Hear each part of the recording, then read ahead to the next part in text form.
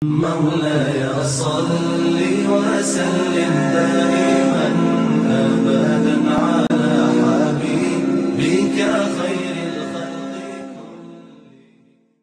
السلام عليكم ورحمة الله وبركاته.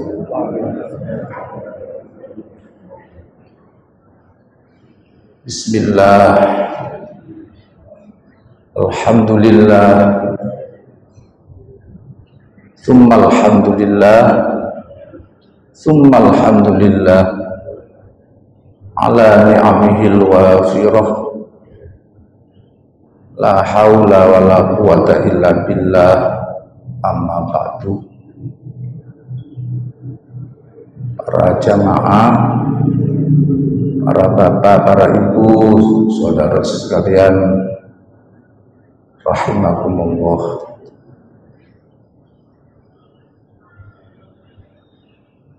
Kita harus selalu bersyukur pada Allah. Tanpa terasa kita sudah sampai pada hari yang ke-27.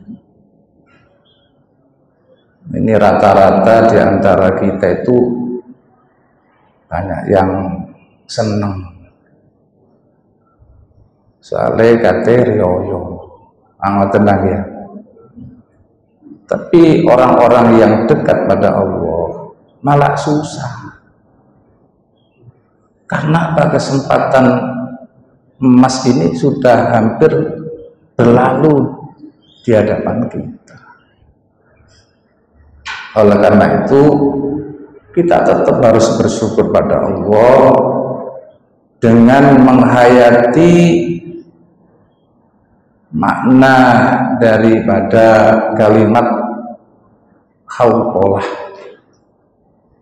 la haula wa la quwata illa billah. Tiada daya dan upaya untuk bisa terhindar dari kemaksiatan. Wala quwata, dan tidak ada kekuatan yang bisa memberikan kesempatan kepada kita untuk bisa beribadah illa billah, kecuali atas pertolongan dari Allah Subhanahu wa ta'ala. Jadi kita ini bisa melaksanakan ibadah di waktu subuh. Semuanya itu adalah anugerah dari Allah. Kaki kita, tangan kita, mata kita ini kalau sudah dicabut oleh Allah Subhanahu wa ta'ala fungsinya, kita tidak bisa berbuat apa-apa. Makanya kita selalu dianjurkan oleh baginda Rasulullah Sallallahu Alaihi Wasallam, seusai sholat maktubah ini kalau bisa jangan sampai tidak dibaca. Allahumma a'inni ala dzikrika wa syukrika wa husni ibadatik. Ya Allah, jenengan tulungi kula niki. Itu bahasa yang luar biasa itu, untuk bisa selalu ingat kepada Engkau ya Allah, wa syukrika, dan untuk bisa selalu bersyukur kepada Engkau ya Allah, wa husni ibadatik, dan untuk bisa selalu memperbaiki pengabdian kita kepada Allah Subhanahu wa ta'ala agar menjadi hamba Allah yang baik. Ini jangan sampai tidak dibaca. Kenapa? Kalau kita ini tidak ditulungi oleh Allah, kita tidak bisa berbuat apa. Lah salah satu ciri khas, ini yang penting, ini kaitannya dengan hikmah puasa. Salah satu ciri khas Hamba Allah yang baik adalah tercantum di dalam surat Al-Furqan ayat 63. Bismillahirrahmanirrahim. Wa ibadur rahmanil ladzina yamshuna 'alal ardi hauna wa idza khatabahumul jahiluna qalu salama.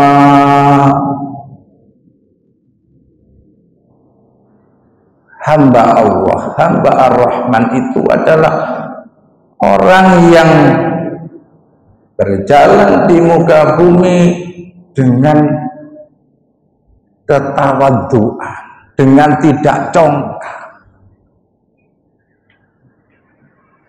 Salah satu tujuan kita berpuasa adalah untuk membentuk pribadi-pribadi yang tawadhu. Tawadhu kepada siapa? Kepada Allah. Kenapa? Kita ini seringkali melakukan hal-hal yang tidak diharapkan oleh Allah. Sungguh pun demikian, Allah tidak memutus rahmatnya kepada kita. Makanya kita harus tawadhu.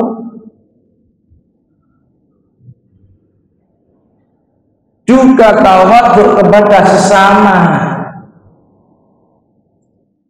Kita ini tidak punya apa-apa dan tidak bisa apa-apa. Seringkali orang itu karena bertambahnya harta menjadi tidak tawadhu. Bertambahnya ilmu bisanya cuma nyala-nyalakan orang lain. Kalau bisa semakin bertambahnya ilmu, sekarang kita akan masuk di era informasi yang luas ini, kita mudah untuk mengakses pengetahuan agama maupun yang lainnya. Tetapi seharusnya semakin bertambahnya ilmu itu semakin kita baik, semakin kita dekat dengan Allah dan semakin kita dekat dengan sesama. Man izdada ilman wa lam yazdad hudan lam yazdad minallahi illa hudan. Barang siapa yang bertambah ilmunya tetapi tidak bertambah kebaikannya karena tidak mendapatkan hidayah dari Allah Subhanahu wa taala, maka ia akan semakin jauh dan semakin jauh dari Allah Subhanahu wa taala. Makanya kajiannya tadi monggo diniati awak dewi kita tambah api. Ini pertama yang ingin saya sampaikan. Para bapak, para ibu, dan saudara-saudara sekalian.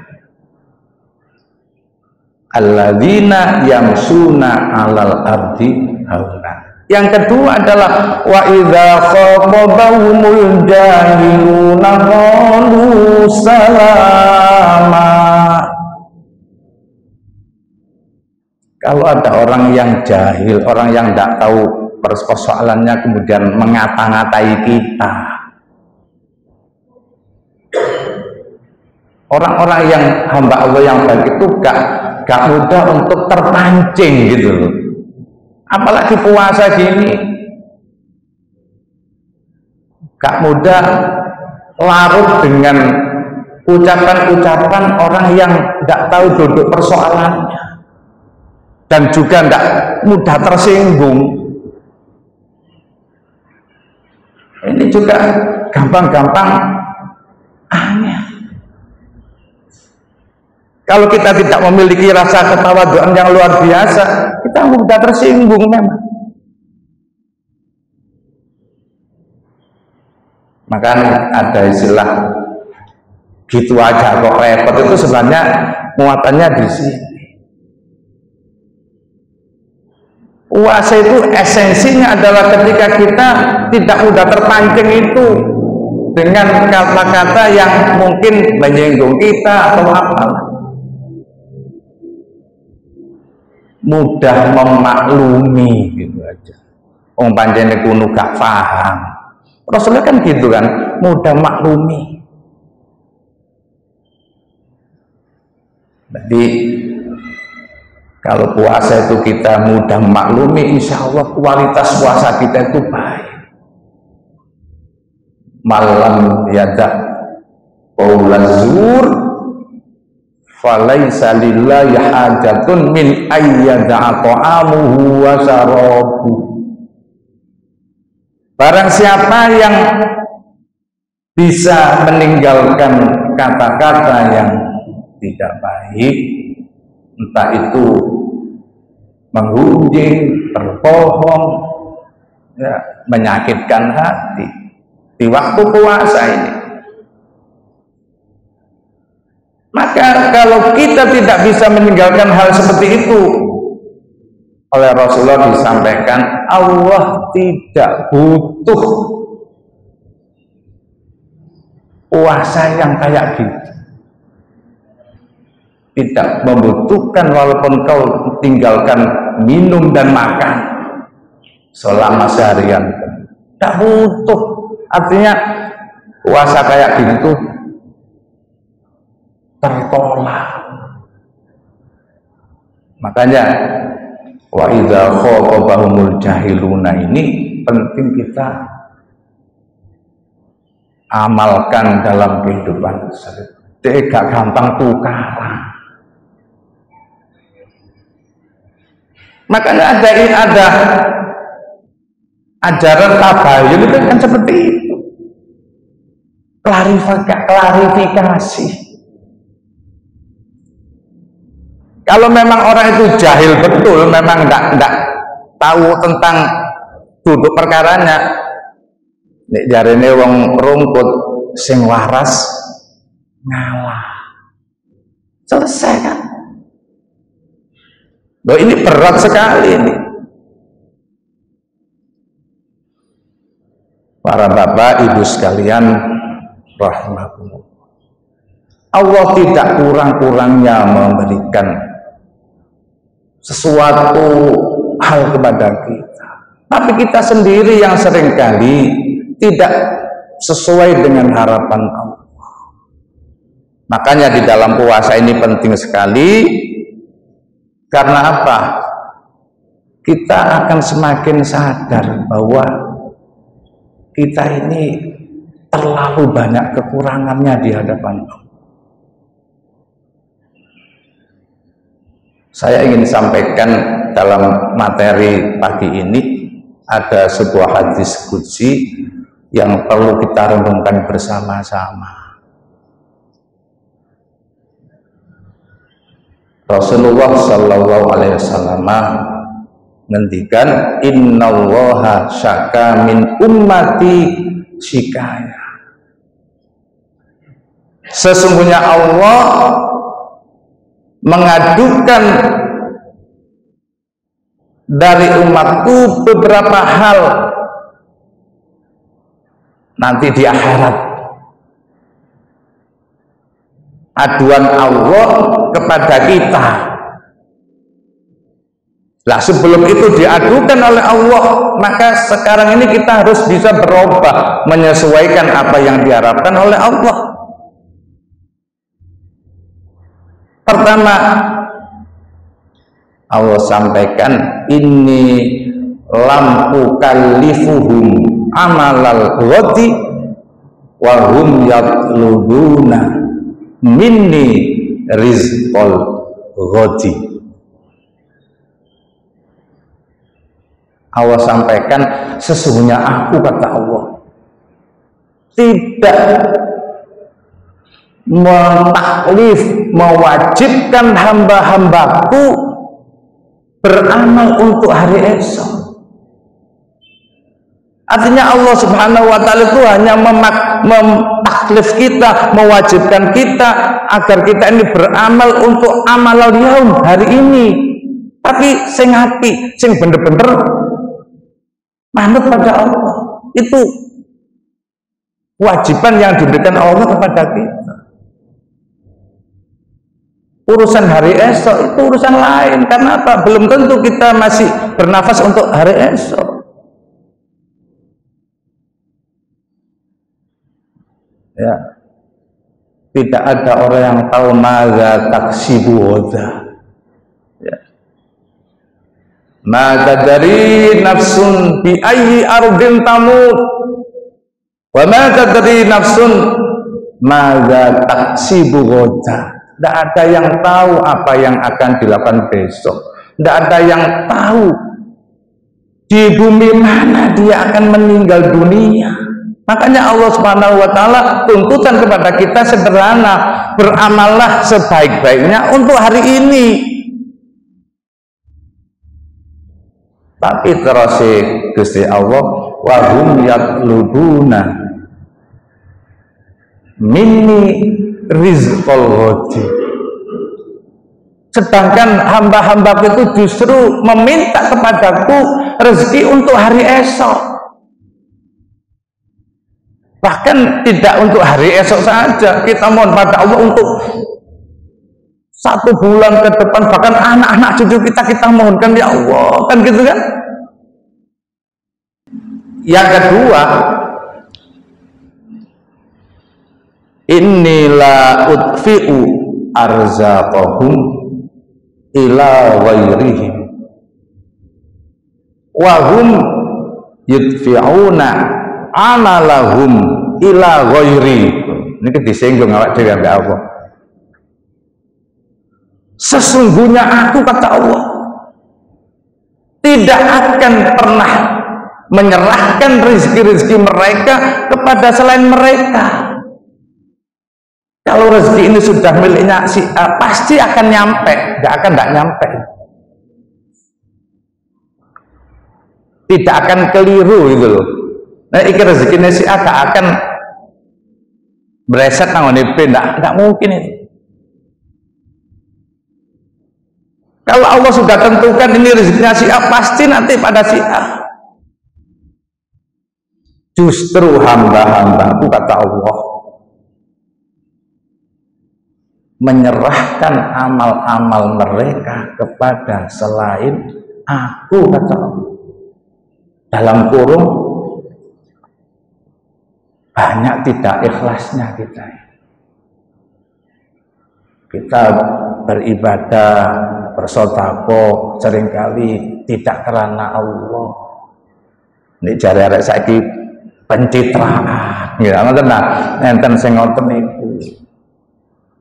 Karena ingin kedudukan, ingin pujian, ya, ingin macam-macam lah, ingin menguasai, ya, akhirnya sergap nolnya masjid supaya apa? Supaya begini-begini. Seringkali begitu kita ini, padahal Allah Subhanahu wa taala tidak pernah memberikan rezekinya si B kemudian kepada si A, tidak pernah. Rezeki kan sudah dibagi oleh Allah. Tinggal kita ikhtiarnya bagaimana. Itu pasti nyampe ke situ. Derajat ya, derajat nih. Makanya sampai enggak boleh hasut. Loh itu kok diangkat. Aku kebiasaan nyambut gawe koyo ini pancet ae iku durung-durung wis langsung munggah. Akhirnya mau mangkel hati nih. Dia anak buah saiki dadi bapak buah. Tak sudi aku hormat ini. Pagi Pak, cek enak ya gitu ya. Nggak bisa mangkel gitu sampai itu. Derajat rezeki, ya, itu Allah yang memiliki dan diberikan kepada orang yang Allah kehendaki. Ya, dia nggak usah masuk. Kadang-kadang kan ini dunia bisnis, dunia kantor, teman kerja, ono wong padahal loyalitas luar biasa, tapi padat ae sampai pensiun lho, jabatan itu lho, bagian ngelus dodo. Lah itu lho sik kaetes munggah. Karena apa? Memang derajatnya oleh Allah, narfa'u darajatin man nasya. Kami yang mengangkat derajat pada orang yang kami kehendaki. Allah begitu. Innallaha yarzuqu may yasha'u bighairi hisab. Innallaha yabsutur rizqa liman yasha'u wa yaqdir. Allah meluaskan rezeki hambanya dan memberi batasan pada hambanya sesuai dengan kehendak. Gak usah iri hati karena adanya perbedaan di tengah-tengah kita ini adalah sunatullah. Manek kuwabe sugih kabeh misalnya sing bagian tim kebersihan iki sinten. Nek gak duwe kabeh sing urun kanggo pembangunan iki sinten. Memang sudah diatur oleh Allah bahwa adanya perbedaan pangkat, derajat, rezeki, ya ini Allah, ini kebijaksanaan Allah agar supaya bagi yang dibatasi rezekinya itu sabar dan bersyukur.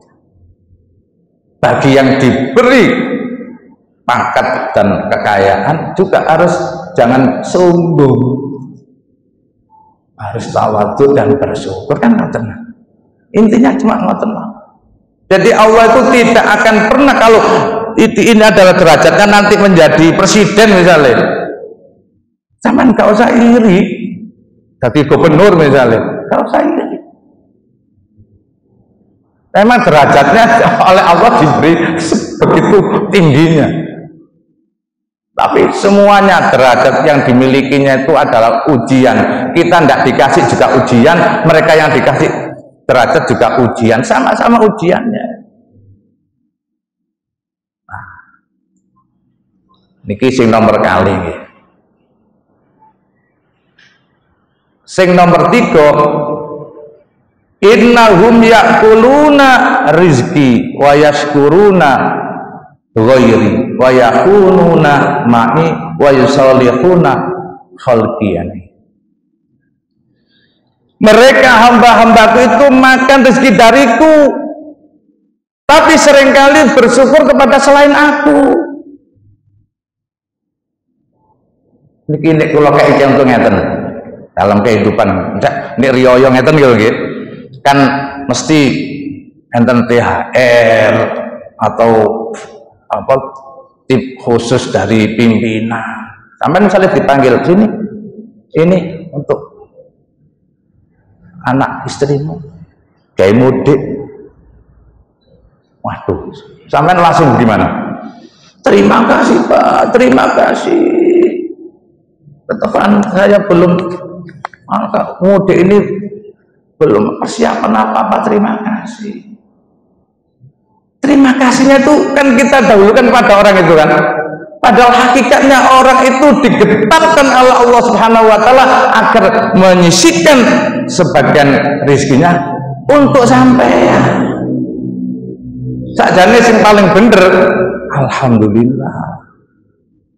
Alhamdulillah, masya Allah. Baru terima kasih Pak. Kadang-kadang kita terbalik, terima oleh ngedon rimo nangone podo-podo menungsane, masya Allah, sampai ngambung dengkul oleh saking senengnya gitu loh. Padahal tidak begitu mestinya, makanya disinggung oleh Allah, innahum ya'kuluna rizki wa yashkuruna ghairi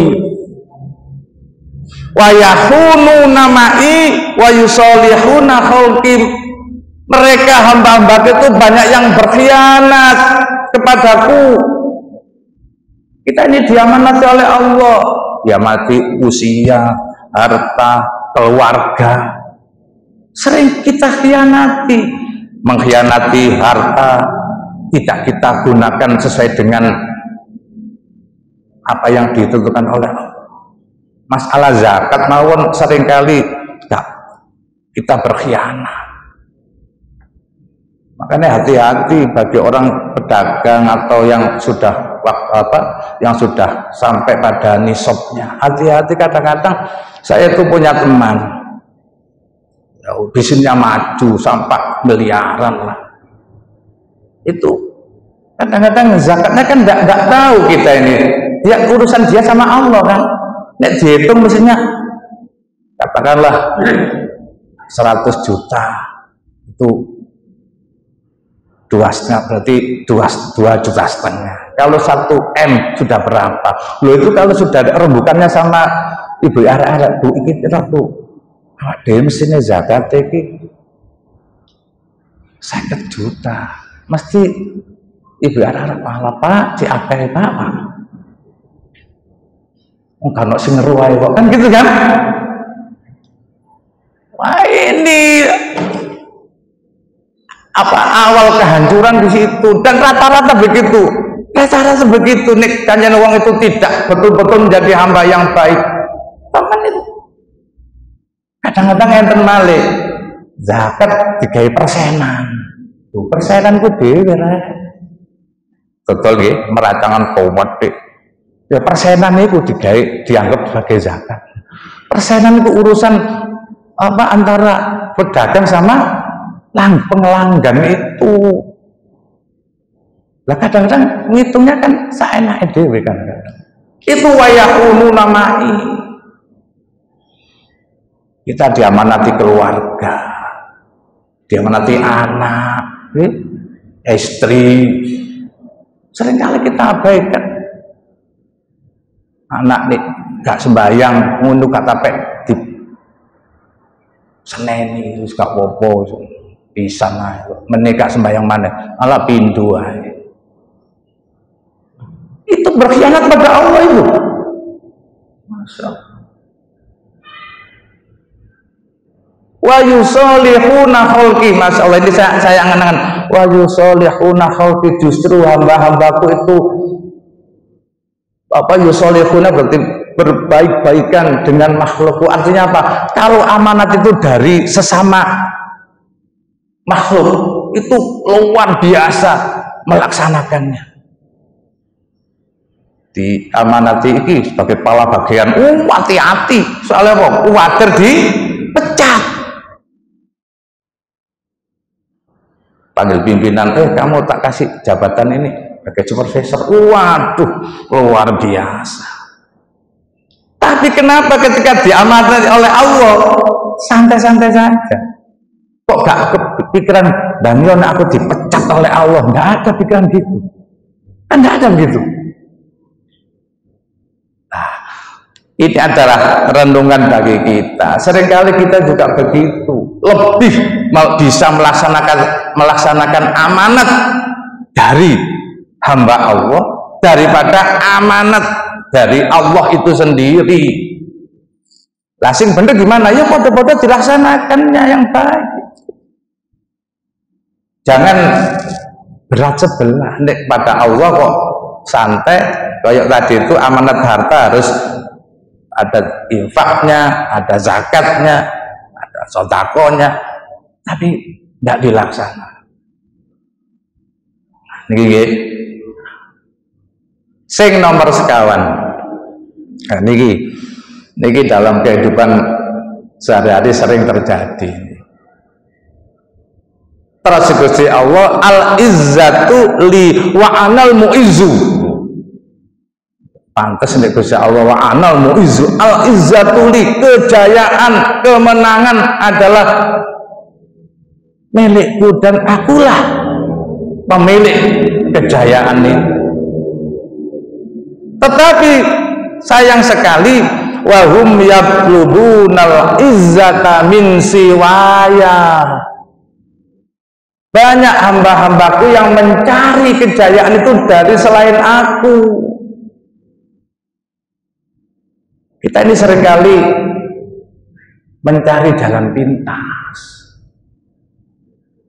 Jenengan kepingin dagangnya lancar, ya dielmoni lah. Kejujuran ya dikedepankan. Ya, kepercayaan, membangun kepercayaan itu mestinya, itu namanya sunnatullah. Nek kita dagang memang jujur, api ambek pelanggan, tabasum ya, mari mbak, mari silakan. Saya seringkali melihat kalau apa tokonya orang-orang kita itu kadang-kadang didahului dengan curiga. Paling nggak tuku, delok-delok kok harus gak usah rene. Lu rata-rata gitu, tapi ini orang lain kok enggak. Saya tuh di depan pintunya, silakan Pak, silakan. Bisa lihat-lihat, silakan. Akhirnya banyak yang tertarik. Ada sing ngeladeni yo ditolakno sing menyenangkan gitu. Ngoten nggih. Mari Pak. Itu ilmu marketingnya jalan. Kalau itu sunatullah dilaksanakan, terus kepercayaan dibangun, gak tahu suwoyo, ya. Terus barang-barangnya yang memang ya sesuai dengan pasar. Ini lambat laun akan baik juga. Lah, kebanyakan orang itu tidak mau begitu, ingin jalan pintas. Daganganku kok suwe gak maju, aku tak nang Gunung Kawi ae. Saya tuh pernah ngantarkan teman-teman ke Gunung Kawi lah. Tak lihat di sini. Ternyata di situ ada pohon itu Pak. Namanya Dewan Daru. Sampai sekarang ada zaman kalau nggak kelihatan.